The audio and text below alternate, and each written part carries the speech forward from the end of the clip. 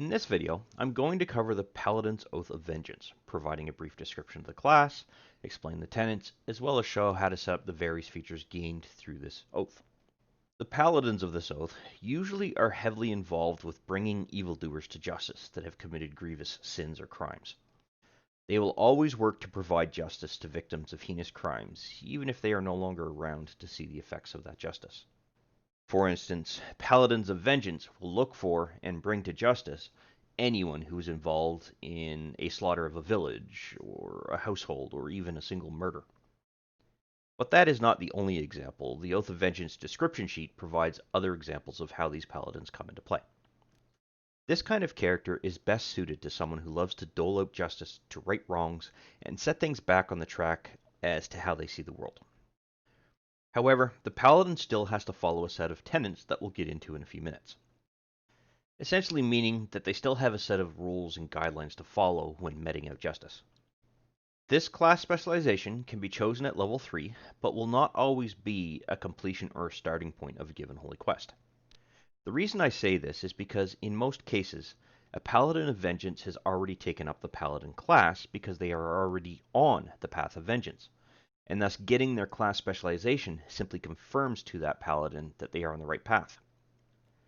As such, DMs will typically start a given quote-unquote vengeance-based campaign with a player already running as a Paladin that will be taking the vengeance path, because this is essentially their quest and the rest of the party is simply there for support.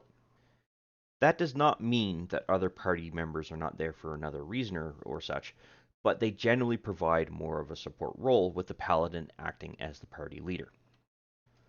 But enough of that, let's take a look at the tenets of vengeance in relation to this particular subclass. The tenets of justice are really the most liberal of all of the tenets that exist in relation to the various paladin classes, with the exception of the anti-paladin. Essentially, in this particular case, you are almost unequivocally given free rein to do what you can to get the job done as long as you're meting out justice and not simply doling out slaughter. As such, paladins of this particular class, or subclass I should say, are generally more lawful neutral or neutral in their alignment, unlike the other classes which are typically good or chaotically good aligned. And this is where the 5th edition version of the Paladin is different from most of the previous editions, because this is the first one we're seeing that really is neutral in their overall behavior. They'll do what they have to in order to get things done. Still, they will do it lawfully in a lot of ways. So taking a closer look at these tenets, let's start with the Fight the Greater Evil one. And what this is giving your character the ability to do is that if you're in the process of tearing down, say, a thieves guild, when all of a sudden a greater threat has now come into play to the village, town, city, country, whatever that you're currently doling this justice out in, you might temporarily decide to make an alliance with that thieves guild to deal with this greater threat before finishing the task of shutting down that thieves guild, or at least reducing its capabilities. As for the no mercy for the wicked tenet, essentially if you're dealing with normal street thugs, or you're dealing with people that you're just running into throughout the course of your campaign that didn't do something good, but really weren't up to your quote-unquote sworn enemy standard, you might give them a little bit of mercy. You might jail them rather than behead them, kind of thing. That's really what this is it's giving you a guidepost to say that, yes, okay, I'm still human. This person didn't do anything overly seriously. He did something wrong, but not overly seriously. I'll just throw him in jail, or I might let him off with a warning. Whereas this person here has just absolutely grotesquely slaughtered a family of 4. That person is the sworn enemy that I'm going after. This other person just simply got in my way. As soon as I get and catch that sworn enemy, I'm going to make sure that that enemy knows they should not have done what they did. And that might include dismembering the enemy throughout the course of a fight, and if that enemy continues to fight, continuing to show that that enemy never had any power. Essentially, that's the way that I would interpret that. Borders on evil, but that's what neutral is it's a border point between good and evil. And that kind of ties into the next tenet, by any means necessary. If you have a foe that is essentially your sworn enemy, and you're trying to tear down their organization or prevent whatever catastrophe they're trying to accomplish from happening, you're going to use every method at your disposal to get the job done. Okay, so there's 3,000 people in a particular building. You're going to blow up that entire building if every single one of those people is associated with the organization that you're trying to tear down. Might be the easiest way to deal with it, kind of thing. You might walk in with an army and just destroy that organization. You're going to use any means you can to tear that organization down. So it gives you a little bit of flexibility, a little bit of leeway, but again, you got to walk that fine neutral line, because you still can go from a Paladin of Vengeance over to an Oathbreaker if you don't stick with these tenets to a particular guideline. But at the same time, the last tenet here, restitution, gives you a way to more or less bring yourself back to sanity. So the entire time that you're trying to tear down an organization, your sole focus is on that task at hand, if you will. But when the job is done, you're going to go back to essentially the location or person or whatever that triggered your initial quest in the first place and help them rebuild.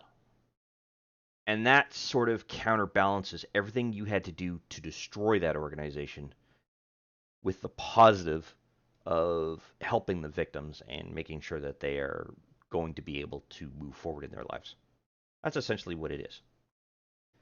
One of the other features that you're obviously going to gain are the spells specific to your Oath of Vengeance. And a lot of these are going to be more around maximizing your information gathering capabilities, such as scrying, for example, or maximizing your ability to capture somebody, such as hold person, protect yourself, banish demons in the event that it was a demon that was involved, things along those particular lines. At the same time, you're going to have spells that are designed to get you somewhere and trick your opponent into other things, such as misty stepping behind them, for example, or hasting yourself to be able to better your opponent in combat in a way that they aren't expecting. Those kinds of things. As well as Dimension Door. You can use Dimension Door to pop around from a hidden location, get behind somebody, and stab them in the back. There's no restriction saying you can't do that. If that is the way that you feel this particular paladin would react in this situation, that would fall within the guidelines of your tenet. Any means necessary. That's what it comes down to. So you've got a wider selection of spells that are more of an arcane perspective and less of a divine perspective, because you're essentially a soldier of justice, is what it is. You're an offensive character. You're playing an offensive role. And finally, you also have gained the Channel Divinity feature specific to Vengeance. And these are going to be a little bit different than the ones that we covered for the other two subclasses. And these Channel Divinity features really support the offensive nature of your character. In relation to the Abjure enemy aspect of Channel Divinity, it's kind of like turning the undead, but instead of those creatures running away from you, although they will because of the fact that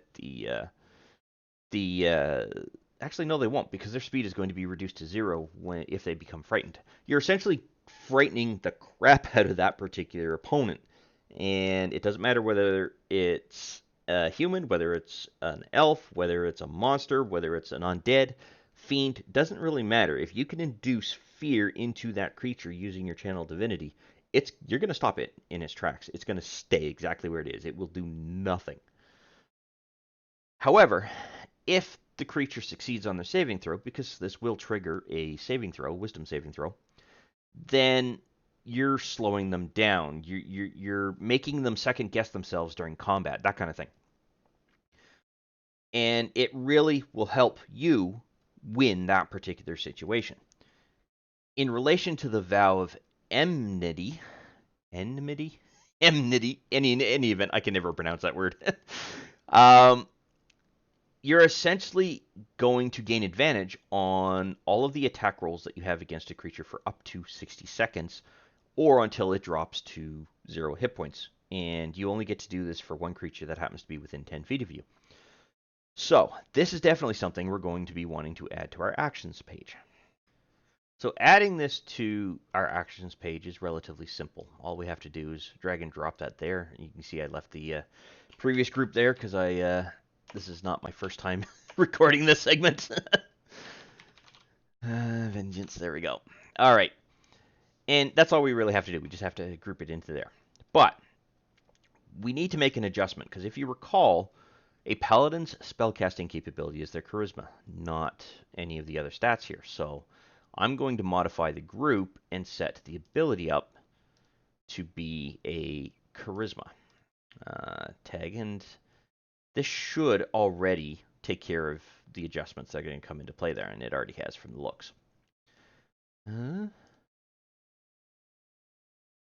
believe so. 8 plus base. 8 plus charisma plus proficiency. Yeah, okay, so that's correct. Let's put that back to base. Oops. Unfortunately, this really would be best suited by a drop-down box rather than having to cycle through everything each time. But I know that a drop-down box might not necessarily fit in this little tiny box that they've given us, so we'll work with it for now. So yes, that is correct. Because I'm getting a 8 plus my proficiency bonus, which is 2, plus my charisma bonus, which is 8 plus 1, gives me 11. Now, that actually takes care of this. So they are frightened. We already have the saving throw here.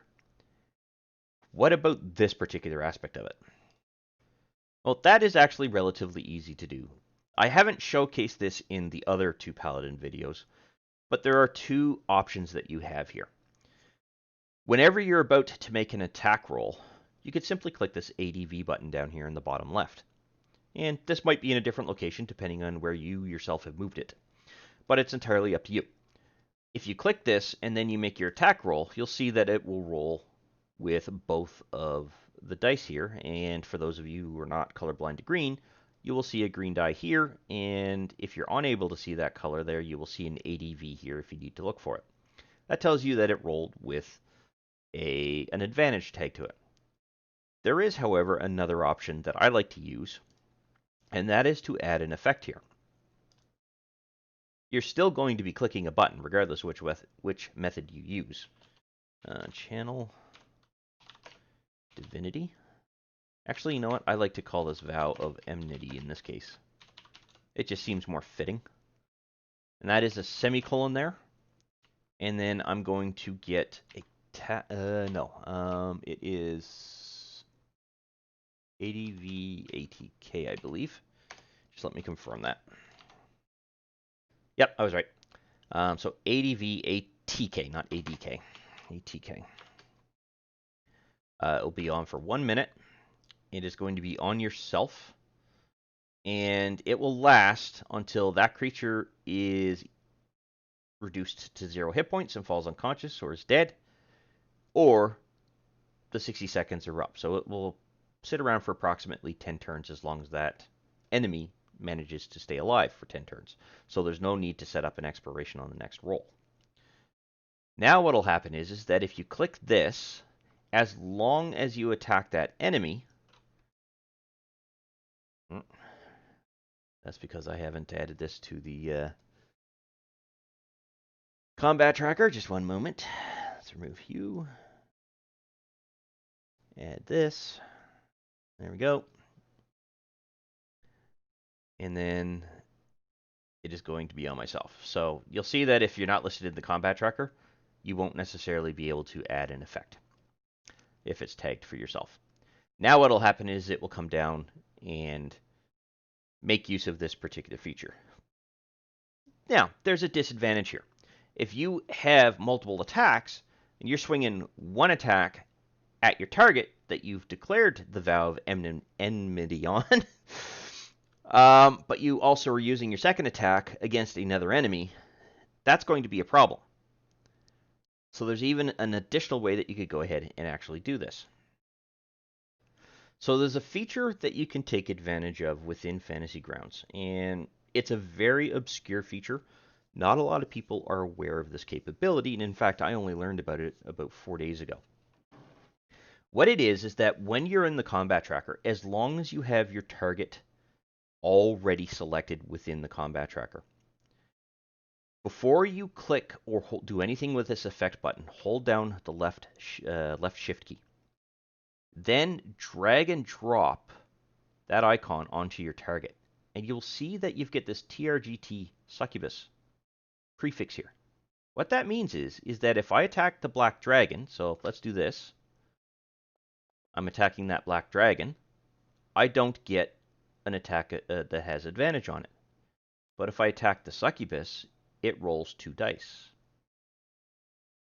That is the easiest way to focus the advantage or an effect of something on a target that is really only going to benefit you, but doesn't provide the means to, shall we say, trigger that effect on anything else. Because you're focusing the target of that effect right onto that, or sorry, focusing the effect on a specific target. And that's how this will work. Now, you can attack any other creature you want without having to worry about falsely gaining advantage on that particular creature. So that is key.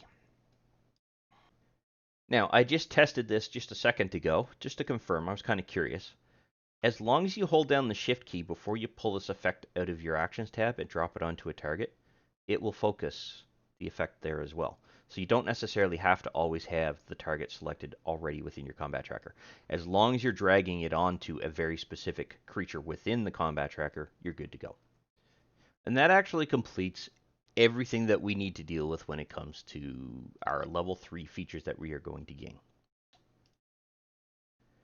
In relation to Relentless Avenger, we're going to acquire that skill at level 7. So I'm going to drop 4 levels onto our Paladin here so that I can legitimately state that we have this effect now. And sometimes if an effect doesn't properly load, just as a trick here, just load it off of your class sheet and it will be specific to your character so that if you drag it around, things might be a little bit easier for you. Right, so let's take a look at this particular feature. What Relentless Avenger gives you is the ability to essentially maintain speed with a target that is trying to run away from you to a certain point. There is a point of clarification I'm not certain on. I've done a little bit of research around it, and this is the way that I'm interpreting how this is actually reading. When you hit a creature with an attack of opportunity, you can move up to half of your speed immediately after the attack and as part of the same reaction. The part that I'm a little bit concerned on is the half of your speed bit. What happens if you've already used up all of your movement? Well, I would actually permit, because you are gaining this particular ability as a feature, that you would still be able to move those steps as part of your bonus action or reaction in case of this particular feature. So I'm not entirely certain how other DMs would rule on that particular case, but that's the way that I see it. Now, this only applies when you are taking an attack of opportunity against a target that is trying to exit your reach, essentially is what it is. If you choose to act and take advantage of this particular effect, here's what happens. You make your attack of opportunity, they continue their movement, you move to wherever you want to go in relation to that, and you yourself do not provoke any attacks of opportunity. But keep in mind, this is a reaction, which means that it has to follow the other rules of the reaction guidelines, meaning essentially this.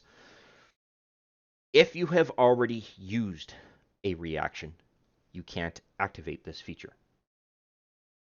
If you have set up a ready action, you cannot use this feature unless you have somehow put in a clause in your ready clause to take this kind of situation into account. That would still be a trigger point. So you got to be very cognizant of the rules around how reactions work in combination with attacks of opportunity as well as ready states. Because a lot of DMs make the mistake that, okay, I'm readying my action to be able to do this.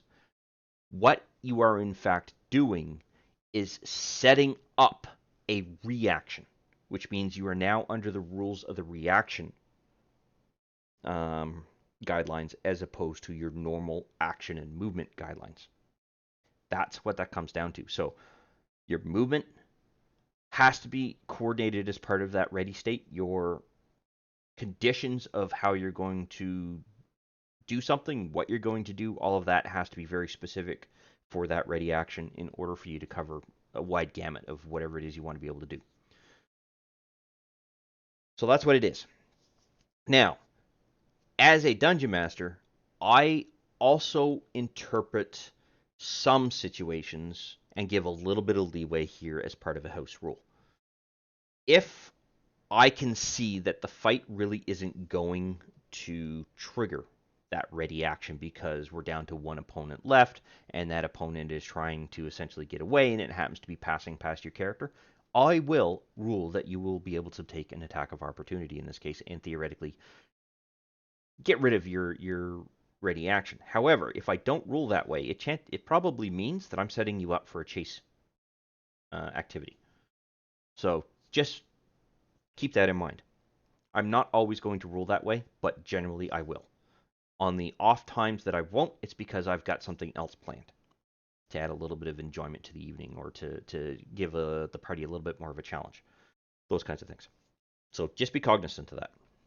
Now, I will, as a DM, require you to have this in your Actions tab so that if I need to, I can actually refer to it fairly easy. And what I mean by that is that if you do, in fact, trigger this, I want to see it in the chat log. And if I need to question the legitimacy of it, I need you to drag it into place to tell me what's there. Okay, and that completes everything that we need to do for Relentless Avenger. At level 15, you will acquire your next feature called Soul of Vengeance. So let's take a look at what this feature does. So what Soul of Vengeance gives you the ability to do is essentially if you have put Vow of Enmity, and this is the reason why I stated that the effect should be specified as it is there, on a particular target. So if you recall, in relation to this succubus, we have that effect in place here. If this creature makes any form of an attack, you get to use a reaction to attack it as long as that creature is within range. So what this means is that it sort of acts alongside of the ability of the attack of opportunity. So you've completed your round, 2 other party members have gone, and then the succubus has now got their turn and is making an attack either against you or against somebody else, but they have not moved outside of your reach. You still have not yet used your reaction at this point. You can choose to do so when they make that attack. So they can attack something.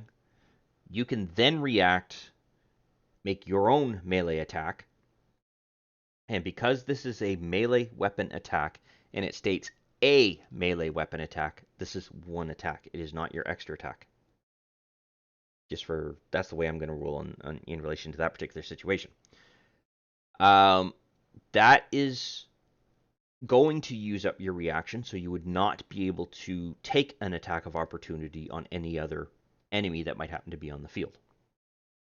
So that's how this particular skill works. But they have to be under this particular effect. So the condition is that this effect has to be in place on the creature that you're going to take that reaction against.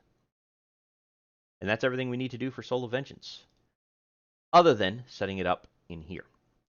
And again, this is simply for purposes of being informational, and it does give you the ability to attack here. All right, so this is Oath of Vengeance. And what this does is if you make that melee attack, it will tell you that it is the Soul of Vengeance feature that is giving you the ability to make that attack. So that's what it is. That's all it comes down to. And that, in fact, completes everything that we need to do for Soul of Vengeance. And just for a point of clarification, the reason I would rule that you will only be making a single melee attack is I'm putting Soul of Vengeance in the same category as an attack of opportunity. That creature that you have targeted under that particular feature is distracted. They are making an attack, and through the distraction of that attack, you're sneaking in a single jab or a single attack to be able to do that. The same thing happens when you're making an attack of opportunity. The rule there is you get a single melee attack. You don't get your extra attacks in play there. That's the reason why I would rule that way.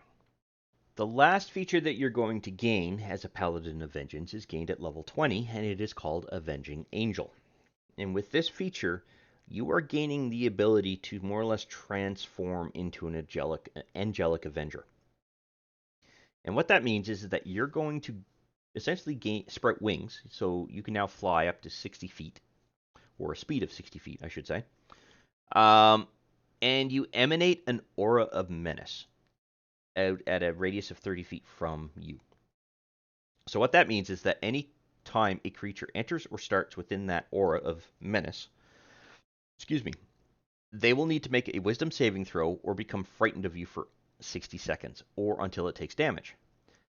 Additionally, any attack roll against that creature gets essentially an advantage bonus added to it. So what that means is that your entire party would gain advantage against that creature. So we need to be able to do that. This means that this whole thing has to be added to the action sheet. And once again, they have not added the effect of the grant disadvantage part. So here is what we need to do. Oath of Vengeance. It's a capital V. There's always one segment in a video where I can't spell, isn't there? Okay. Now the wisdom is a little off, but that's just simply because we need to simply open it up. And it's interesting that it is a 15. I know why. It's 15 because of the gain in our proficiency bonus, so it has gone up 4 points. That makes sense. All right. The frightened effect is here. The wisdom saving throw is here, so those we don't need to set up because we had already set it up as part of our group. The thing that is missing is the ability for an advantage roll to be made against that particular creature. So frightened creature has advantage. So as long as the effect is frightened, then they will be able to attack. Let's see.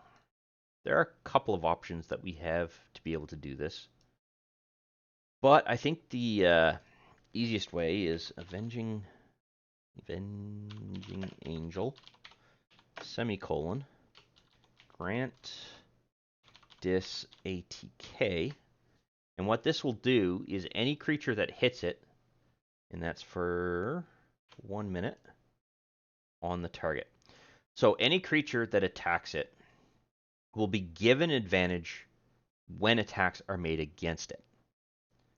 So let's show you how that works. Let's put this effect on the succubus. Let's say, well, let's actually try. Apparently, I have not actually targeted you officially. There we go. So I'm triggering the succubus to make a saving throw. It failed, which means it is now frightened. And for the duration of that frightened effect, which, by the way, this should be 1 minute. I don't know why that wasn't set up right, but anyway. Any attack made against them is going to be with disadvantage. So on the Dungeon Master side, I'm going to give the ape the action here, and I'm going to target the succubus with that ape. So you can see that it now has that target. I'm going to attack, and as you can see, the shadow effect here, it's rolling 2 dice. I still missed because it rolled, grant disadvantage. Yeah, that's correct. No, I want to grant advantage, not disadvantage. My mistake. Derp. Grant ADV. ADV. ATK. There we go. Now if I put the effect on that. Thank you for those of you who are going to add a comment stating that I had that wrong. Now if I add that effect, or make that attack, it will roll twice. But this time it's an attack of advantage, which is what we want, because that's what our agreement states here, or our rule states here. Now, there is a restriction to this. You need to finish a long rest after making use of this, and this is really the only skill that you require a rest for. None of the other skills that I can recall. Nope, no rest there. That. Nope, no other one requires a rest. So this is the first one that requires a rest. And what that means is that once you've used this, you have to tick this little button. It will go away from your screen here. So you want to make sure that your attack or the effects are all granted on the creature before you click that. And you will gain it back when I execute a long rest on the other side, on the Dungeons Master side. So that's how that skill works. And with that, that completes everything associated with the Paladin of Vengeance. So I hope you found this video useful. If you have any questions or comments, don't hesitate to drop them into the comment section below. If you liked or disliked this video, please click the thumbs up or thumbs down. Let me know how I'm doing. And I will see you in the next video. Have yourself a good one. Thank you. I wish to thank you for taking the time to watch this particular video. I hope you found it informative and useful to familiarizing yourself with Fantasy Grounds in general, and that you had fun in the process. If you found the video useful and you liked the content of the particular video, go ahead and click that like button to let me know. And if you have any questions specific to the topic covered by this particular video, or just have some comments in general, please feel free to post something in the comments section, and I will do my best to respond to any questions that are asked. Additionally, I do release content quite regularly, and it's generally specific to Fantasy Grounds or 5th edition Dungeons & Dragons at this time. So if you'd like to be notified when new videos come out, go ahead and subscribe and click the notification bell to ensure that notification is sent to you when I release a new video.